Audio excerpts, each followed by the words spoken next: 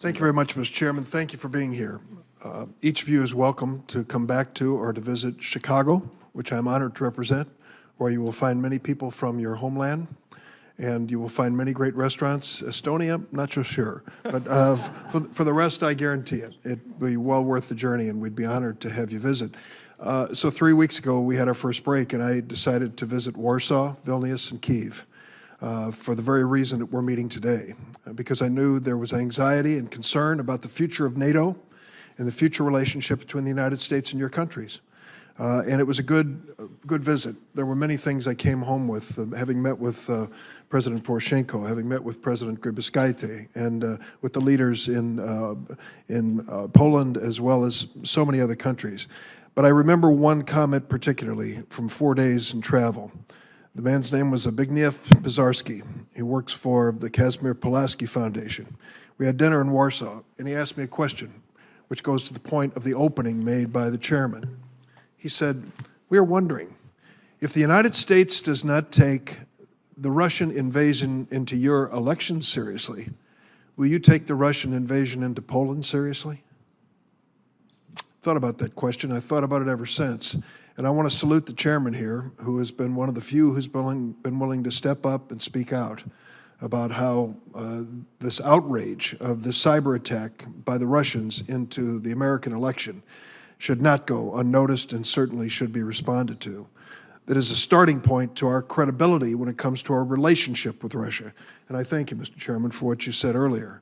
I could go through a litany, I won't, of my concerns on the security side, and most of them have been touched on here, whether it is Kaliningrad, whether it is the Zapad, which the Russians are planning to put 100,000 Russian soldiers into Belarus in September on the borders of Lithuania and Poland and Ukraine. And there is serious concern about what they might do next after we've seen what they've done in Ukraine, what they could do with these troops on the border there for this so-called military exercise.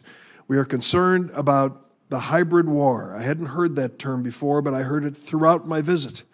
The hybrid war, not just the military side of it, but the cyber side of it and the propaganda side of it. I guess my question, in addition to my suggestion, number one, Mr. Chairman, that when we commit NATO forces and our allies, Germany in Lithuania, I believe it's UK and Latvia, am I correct on that? And Canada into Estonia. I would hope the United States would always have a complement of our uniforms and forces as part of it. It's not a negative thing in terms of their capability, but it's a demonstration, a symbol that the United States is committed to this NATO alliance in every one of these deployments. The other thing I would hope is that in Ukraine, your president, I said to him, "What do you need?" And he said, "In the Budapest Agreement, we gave up 1,000 nuclear missiles. Can you give us 1,000 anti-tank missiles?" And I understood what he was saying.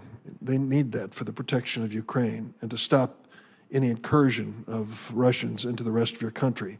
But the point I want to get to is this, Mr. Chairman, and close, and that is we have to learn what they've already experienced. We have to learn what the Russians have done to you, which led to decisions in Lithuania to suspend RT for a number of months, which led at some point to a cyber attack on Estonia, which crippled your economy. You've been through these experiences. Now we are being threatened with the same thing.